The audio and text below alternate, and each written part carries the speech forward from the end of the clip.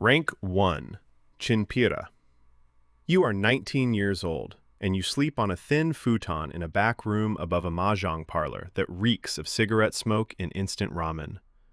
You are not a member yet. You are barely a person to these men.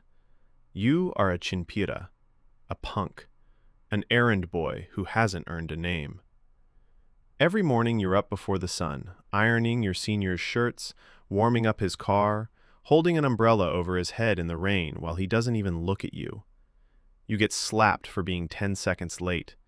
You get slapped for looking someone in the eye too long. You collect debts from men twice your age who spit at your shoes, and you take it, because taking it is the job. There's no paycheck. There's an allowance, cash in an envelope, enough for cigarettes and instant noodles.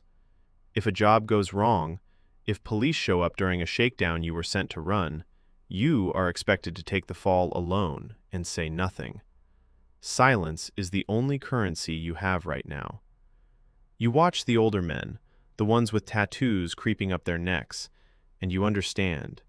This is an audition that never technically ends until someone above you decides it does. Rank 2.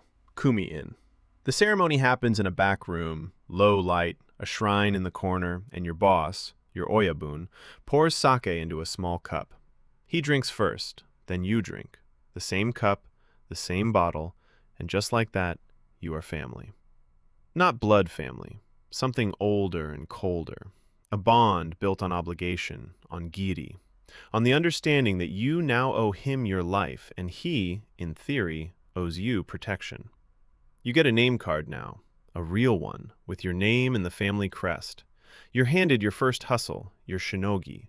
Maybe skimming construction contracts, maybe running a small protection racket for bar owners too scared to say no. The money's real now, and so is the danger. Your name goes onto a police database that never forgets, the Boryokudan registry. Banks won't open accounts for you. Landlords won't rent to you. Your own family back home stops answering the phone.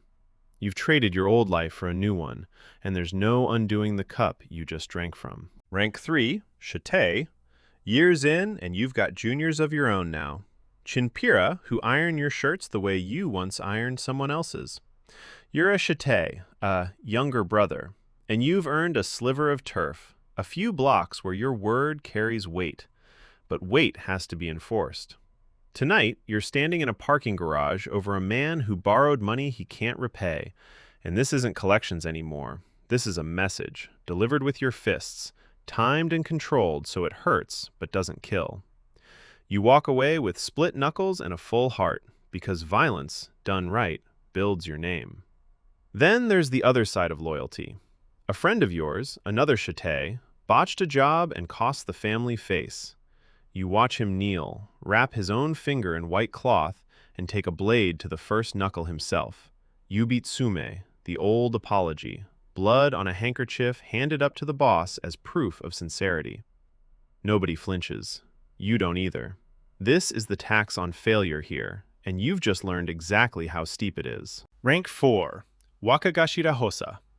You've stopped doing your own dirty work. Now you manage men who do it for you. 3, 4 crews, dozens of soldiers reporting through you and up the chain. Your hands are cleaner, but your headaches are worse. Half your week is spent laundering cash through legitimate fronts. A construction firm bidding on public contracts, a nightclub, a talent agency that somehow never turns a real profit on paper. The other half is spent fighting a war that isn't fought with fists anymore. New laws in Japan, the Boryokudan exclusion ordinances, mean any business caught dealing with you loses its license. Any bank account tied to you gets frozen. Any hotel that lets you check in faces fines. So you get creative. Shell companies, cash handed off in coin lockers, frontmen who technically aren't in the family, so their names stay clean. You're not just a gangster anymore. You're a logistics expert for an organization the entire state is trying to strangle out of existence, one severed bank account at a time. Rank 5. Shate Gashira. Now you run your own kumi, your own family within the family, with your name on the door and hundreds of men answering to you before anything reaches the top. You wear a tailored suit, drive a car worth more than the house you grew up in, and to strangers on the street, you look like any other businessman. You're not.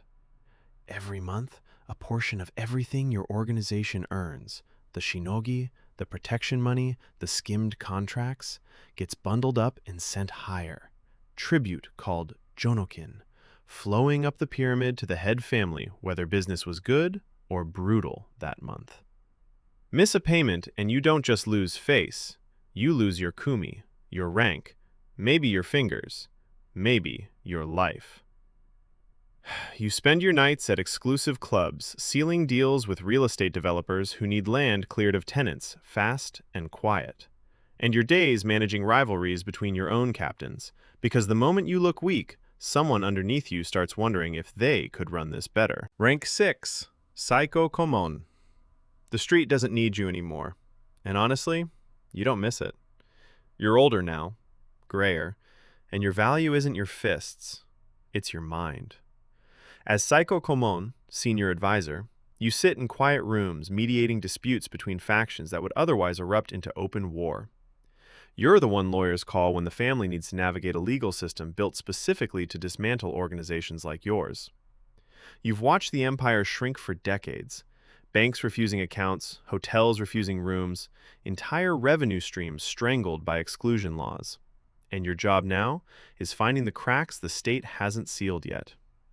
You advise the boss, the kumicho, on which battles to fight and which to quietly walk away from. You remember when the organization had teeth in every industry from construction to entertainment. Now you're playing defense, protecting what's left, and every strategic mistake could be the one that finally lets the police dismantle everything 3 generations of men built before you. Rank 7, Wakagashira.